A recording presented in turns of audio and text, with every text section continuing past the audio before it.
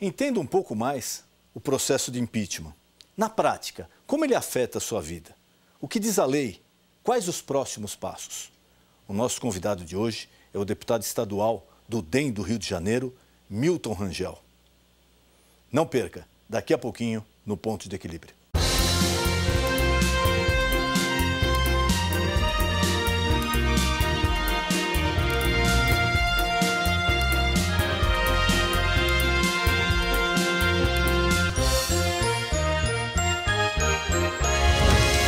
Milton César Ferreira Rangel nasceu no Rio de Janeiro em 56. É bacharel em Sistemas de Informação pela PUC do Rio. É empresário, fundador e diretor da VP Serviços. Trabalhou no hoje extinto Banerj, foi diretor do IPEM e trabalhou no Palácio do Governo do Rio. Com a colaboração de alguns ex-funcionários do Banerj e também amigos aposentados, fundou a cooperativa Service Cop, da qual foi presidente. Foi um dos fundadores do PSB. É evangélico e membro da Igreja Mundial do Poder de Deus. Milton Rangel está no primeiro mandato como deputado estadual, eleito em 2014 com quase 29 mil votos. Muito boa noite, meu amigo, minha amiga. O nosso encontro de final de noite. Programa Ponto de Equilíbrio. Você está vendo o nosso canal agora, na sua tela, o nosso canal no YouTube. YouTube/programa PDE. Por que eu tenho insistido e falado? As pessoas têm ligado, às vezes, e perguntado. Como é que eu faço? Eu gostaria de ver novamente tal programa, eu perdi tal entrevista, vai reprisar, como é que eu faço para assistir novamente? Você acessando esse canal do YouTube, você encontra todos os programas já veiculados. E ele é atualizado semanalmente. Então, basta você acessar e lá você vai encontrar o programa que você deseja assistir ou assistir novamente. O programa é sempre feito pensando em você. E nesta noite é com imenso prazer que nós recebemos o deputado estadual do Rio de Janeiro pelo DEM, Milton Rangel. Deputado, obrigado por ter aceito o convite. Eu que agradeço. É um prazer receber o senhor aqui. Eu que agradeço. Tenho o maior prazer em estar aqui no seu programa, participando pela primeira vez do seu programa e espero que tenha outras. Eu queria, lógico, certamente, eu queria mandar um abraço, um beijo no coração do povo do Rio de Janeiro. Ah, sim. Logo, logo nós vamos fazer um ao vivo lá. Ótimo, ótimo. O bispo Roberto Santana, o nosso estadual lá, o povo todo do Rio de Janeiro, nossos pastores, nossos bispos do Rio de Janeiro. Eu queria aproveitar aqui também para mandar o meu abraço carinhoso. E o maior prazer estar aqui em São Paulo, gravando junto com você esse programa Ponto de Equilíbrio. Deputado, como todos os políticos que vêm aqui, a gente conversava também, não tem como fugir. Esse momento conturbado da economia, da política, da credibilidade, né, dos políticos, do momento que vem atravessando o Brasil, é inevitável. Na sua visão, como caminha o processo agora político brasileiro? E quando eu falo processo político, a gente não tem que se ater só a um eventual impeachment, não, porque ainda é eventual, não se concretizou. Isso. Mas o momento político, como é que a coisa caminha? Parece que o Brasil é um dos momentos mais delicados da história. Eu diria que hoje, esse final de março, início de abril, nós estamos vivendo uma situação bastante delicada. Esse final de semana, eu não li a matéria, mas eu li os comentários da matéria. Por exemplo, a Folha de São Paulo, acho que foi bastante infeliz na opinião dela, dizendo que teríamos que tirar todos. Quer dizer, nós já vimos esse filme em 64. Isso preocupa muito quando se começa a desmoralizar e desvalorizar todas as instituições. Existe um erro, existe um problema muito sério que foi identificado nesse governo, que é a questão da Lava Jato e todas as outras questões, pedaladas e etc, etc, etc, que envolveram a cúpula do governo. Não envolveu um subalterno, envolveu a cúpula do governo. Já tínhamos o caso do mensalão que passou-se por cima. Então, hoje, nós temos uma questão pontual. É votar ou não votar, é impeachment ou não impeachment, se é que existe esse verbo impeachment, né? Mas a gente cria aqui o direito de criação. Tirar a presidente Dilma ou não tirar a presidente Dilma. Essa é a discussão. Os outros parceiros, os outros entes políticos não estão nessa discussão. Então não podemos nunca, em momento nenhum, começar a dizer que todos os políticos têm que ser varridos para debaixo do tapete. Se vai existir um momento de fazer isso, essa coisa tem que se dar dentro de um momento democrático. O momento agora é de discutir.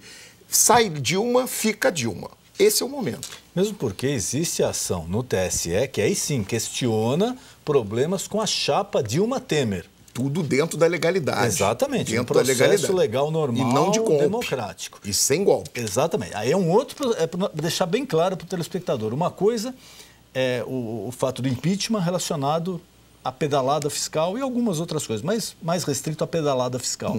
Isso atinge a presidente Dilma. Diretamente. Direta e exclusivamente a ela. A ela. Agora, tem um outro processo no Tribunal Superior Eleitoral que julga as verbas de campanha da chapa Dilma Temer, Isso. que, em tese, teria dinheiro não declarado lá. Aí sim, se esse procedimento ganhar força e for julgado, aí é afastada a presidente e o vice, porque é a chapa que está sendo impugnada, é isso? Exatamente. Né? Mas isso é um processo mais lento, que é um processo judicial, que tem todo o trâmite judicial. E pelo que a gente sabe, quer dizer, o problema desse processo qual é? É a injeção de dinheiro da corrupção na campanha eleitoral Dilma Temer. E, inclusive na eleição de 2014. 2014, Não está nem se questionando se foi em 2010, não. Não, 2014, a chapa atual. A eleição atual que está sendo em discussão, que está em discussão no TSE é a chapa atual. Então, mas isso é um outro momento. Então, se nós vamos ter um impeachment da Dilma, vamos fazer uma suposição, né? Vamos tirar a presidente Dilma e assume o vice-presidente Michel Temer como presidente. Esse processo judicial entra em discussão no TSE, é aprovado a rejeição das contas e tirado o mandato da chapa Dilma Temer. Então, nesse momento, nós teríamos a saída do Temer também. Se isso estamos no terreno das suposições. Então, nesse instante, dependendo da etapa que se der, vai ter que se fazer uma nova eleição para o novo presidente da República. Porque não completaram-se 2 anos. Não completaram-se 2 anos. Metade isso. Né, do mandato. Aí teria que ser uma nova eleição. E para esclarecer, a nova eleição é para o presidente cumprir apenas o que está faltando. Os 2 anos. Não se elege o Congresso inteiro, se elege o presidente e o vice. E por um prazo de 2 anos. De 2 anos, para complementar o mandato. Agora, se isso passar para o ano que vem, se essa questão do TSE, por exemplo, tudo dentro do terreno das suposições do TSE passar para o ano que vem, aí nós temos uma situação mais desagradável ainda. Um Congresso que vai eleger o novo presidente. É uma eleição indireta. Indireta porque só faltam 2 anos, menos de 2 anos para se completar o mandato do presidente da República. E aí até lá... Um fato inédito na história do Brasil. Exatamente, um fato inédito na história do Brasil que eu torço para que não se repita, que não ocorra, que ele continue sendo inédito. Porque a gente viu...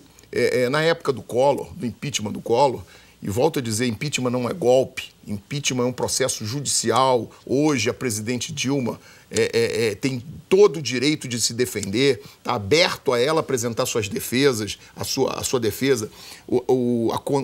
A comissão, né, de impeachment é composta por pessoas contra e a favor. Existe uma discussão ampla dentro do Congresso e na sociedade. A gente tem visto isso nas manifestações, inclusive. Então, o processo do impeachment é um processo legal. E ela vai sair ou não dentro da legalidade. Se não sair, eu acho que o povo vai continuar sofrendo muito, porque a situação dela, política dela, é muito frágil. Mas a discussão é dentro da legalidade, dentro do que prevê a Constituição. No mesmo processo em que se tirou o Collor. E aí, Denis, eu queria só chamar a atenção do povo que nos escuta, porque quando se fala, o PT gosta muito de falar que é golpe, mas o PT pintou a cara e foi para a rua, pediu o impeachment do Fernando Collor de Mello. E conseguimos o impeachment do Fernando Collor de Mello com o apoio do PT. Não foi só do Collor, né? Eles pediram vários, eles da FHC. Eles queriam vários, mas o do Collor foi com o apoio do PT. E aí, naquele momento, não era golpe, hoje é golpe por quê? Não, e é difícil de explicar, né, deputado? Como é que num processo legal, com direito ao contraditório, votado por representantes que o povo colocou lá, como é que é golpe? Você pode até achar que é injusto, na hora ele foi tratado de uma forma errada, tudo, mas tem uma diferença quilométrica entre um golpe e um processo onde a pessoa tem o direito de defesa, de contraditório, é votado por representantes do povo, não é uma coisa que vem de cima para baixo. Pessoas eleitas pelo povo, representantes eleitos pelo povo. Difícil. E não é um voto de como é que se diz, de um colégio eleitoral de pessoas indicadas, não é um voto de representante do povo, eleito pelo povo, que estarão lá votando e discutindo isso. E também não é só na Câmara, né, deputado? Não, precisa deixar claro. Isso vai a passar no Câmara Senado. É a primeira etapa. Primeira etapa, e depois passa pelo Senado, exatamente. Mas o que eu chamo a atenção é que a governadora, presidente Dilma tem 4 anos no primeiro mandato e agora está completando mais 1 ano e meio. Quer dizer, se ela for impeachmentada realmente, vai ser mais ou menos na mesma época do Collor. Só que o Collor só tinha 2 anos. Exatamente. O Collor ia completar o seu 2º ano quando foi tirado do poder. Ela já tem 4 anos completos, um mandato inteiro, e agora mais 1 ano e meio. Então, é mais ou menos o mesmo período. E naquela época não era golpe. E mais uma coisa, Denis, interessante. O Fernando Collor de Mello foi tirado por conta de uma Fiat Elba. Nós temos todas essas pedaladas fiscais e todos esse lava-jato, que são bilhões e bilhões de dólares que foram comprovadamente sangrados da Petrobras e do nosso país. E também aquela justificativa, pelo menos a mim não me convence. Falar, olha, mas os outros fizeram e não aconteceu nada. Bom, não aconteceu nada porque ninguém pediu, ninguém exigiu, ninguém cobrou. Porque a partir do momento que você tem ciência de um fato errado, você está assumindo o risco dele. Exatamente. E é lógico que os assessores, os brilhantes assessores da presidente Dilma, provavelmente devem ter alertado a ela. Exatamente. Olha, isso aqui pode ser que dê problema lá na frente. Isso. E também ninguém seria louco de fazer se ela não tivesse autorizado. É aquela história, né? A gente conhece nos interiores, nos grandes interiores do Brasil, ainda existe aquela figura do matador, né? Do matador de aluguel, do coronel. Ainda existe isso, infelizmente, ainda existe isso no Brasil. Então, aquele matador, ele mata por encomenda, ele recebe para matar. E nunca é preso, porque os coronéis os protegem. Aí, você daqui vai matar alguém porque lá se mata e não acontece nada? Você está tão errado quanto aquele que matou e aquele que protegeu. Todos deveriam estar nessa cadeia de... Então, é mais ou menos a mesma coisa que fazer uma analogia, tipo do presidente Lula, né? Quer dizer, o cara errou, acabou.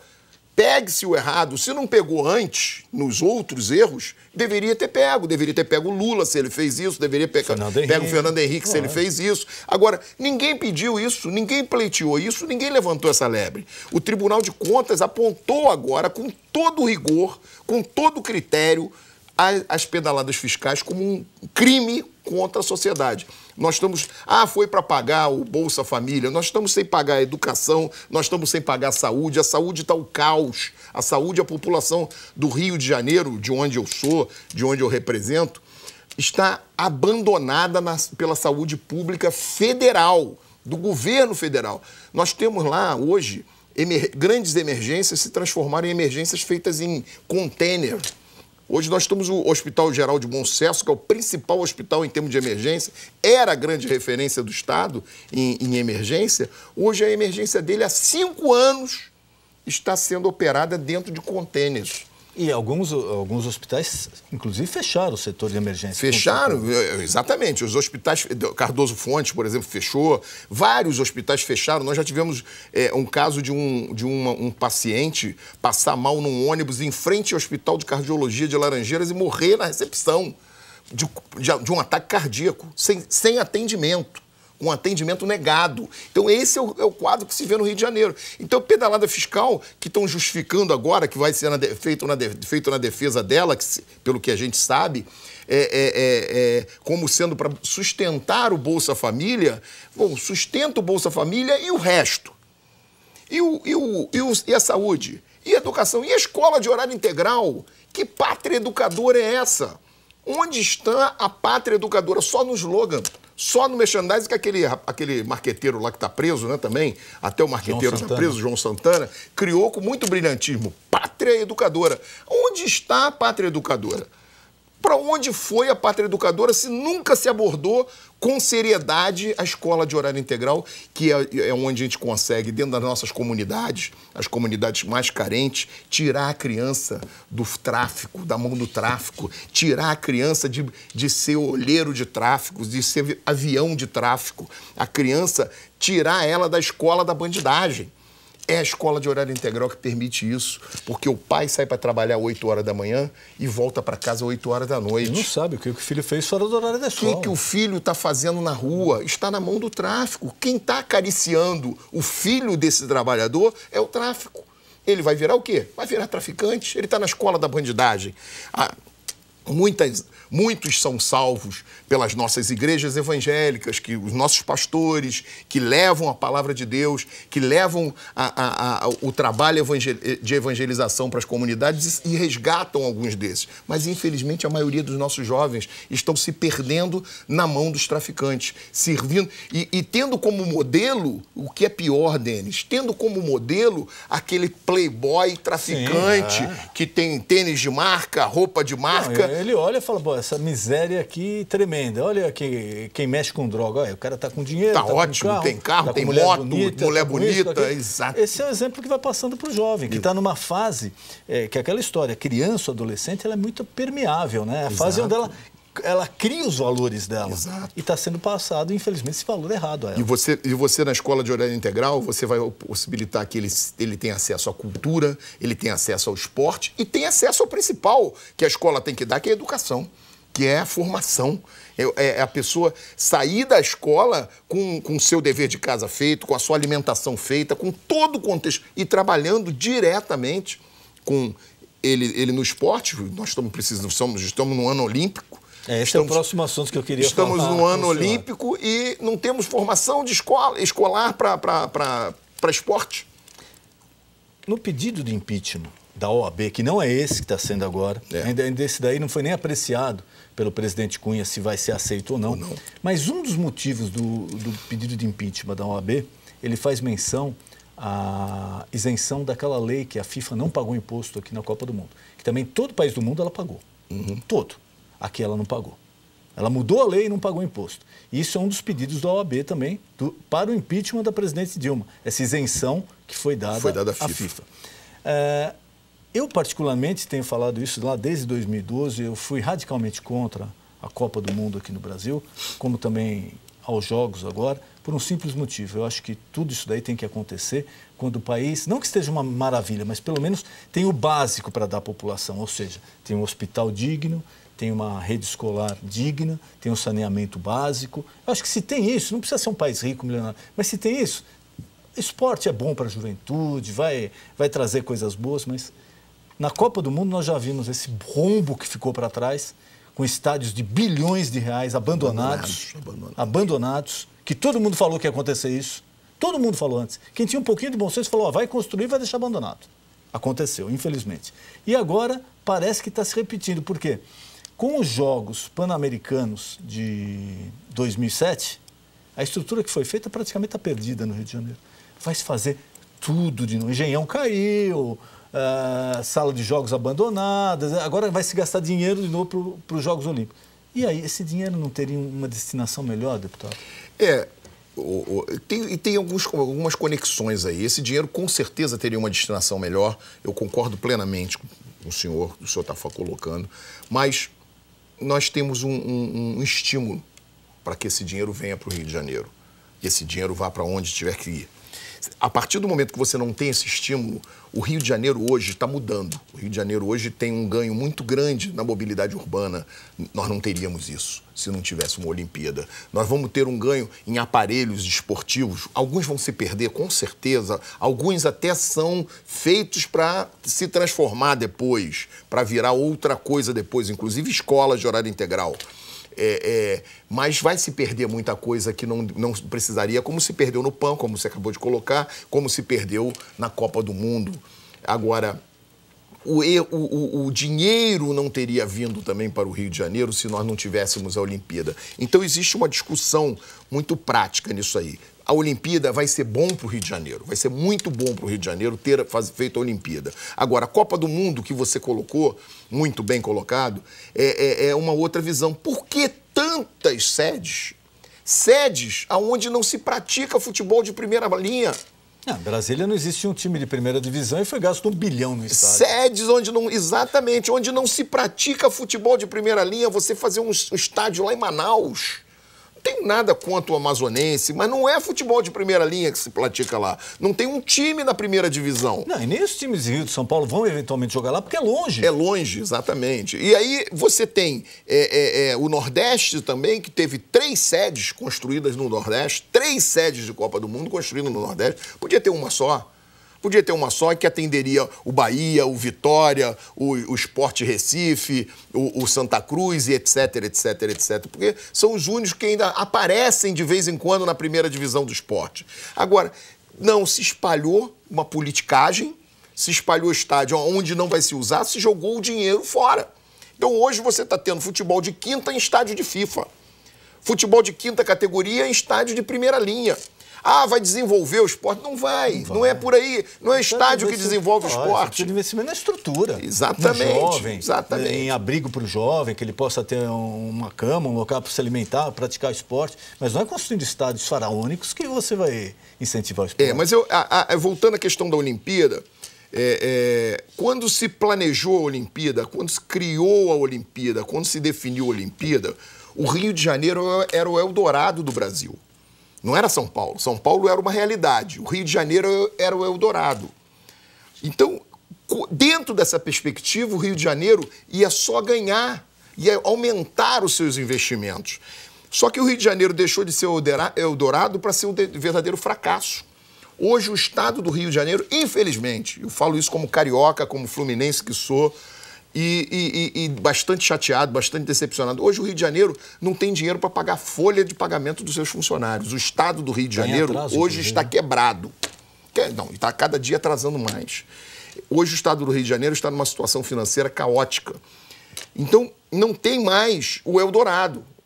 A Macaé, por exemplo, que era uma cidade prometida, muita gente se mudou para Macaé sobre a ótica do emprego, do trabalho. Do pré-sal, né? Do pré-sal, exatamente. Hoje é terra que a bandidagem está tomando conta. Porque as pessoas não têm mais trabalho, não têm mais emprego. Todas as empresas que se instalaram lá estão indo embora. Então, é uma situação muito difícil que o Rio de Janeiro hoje está vivendo. Quer dizer, então, na época que se criou a Olimpíada, era o Eldorado. Então, vamos investir nisso, vamos fazer isso, vamos fazer aquilo para melhorar ainda a qualidade de vida do carioca. Se investiu em segurança, se investiu muito em mobilidade urbana, principalmente em mobilidade urbana, se investiu muito nos aparelhos esportivos, se investiu muito nessa área. E o município do Rio de Janeiro, ao contrário da Presidência da República, está investindo também na escola de horário integral. Existe um projeto dentro da prefeitura já em andamento e já implantado, uma parte implantada, daqui a 3 anos, 4 anos, está com todos os alunos da rede pública em escola de horário integral. Deputado, isso é mais ou menos parecido quando foi criado o Brizolão ou não? Não.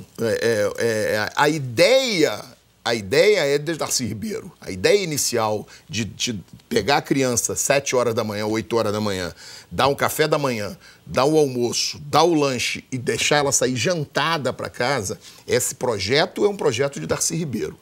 Mas o Brizolão, ele tem aspectos didáticos equivocados. Então, o Brizolão, como ideia, a ideia de Darcy Ribeiro é muito, muito importante, mas a engenharia da escola é horrível. Você dá uma aula aqui, na sala do lado, você está escutando toda a discussão que está tendo falando de matemática aqui, na sala do lado falando de português, está escutando aula de matemática. Então, os professores têm que gritar, porque não tem uma acústica perfeita, o som é totalmente vazado. Então, tem diversos problemas de engenharia no Brizolão.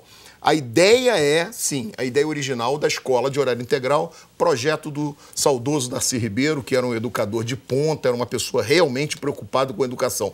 Brizola era um oportunista. E como o senhor acha que o Rio é um estado maravilhoso, tem potencial, por onde deve começar a reestruturação do Rio de Janeiro? Olha, é uma pergunta que nós estamos nos fazendo lá, mas o Rio de Janeiro não comporta mais as despesas que tem, o volume de despesas que tem com a receita que está tendo.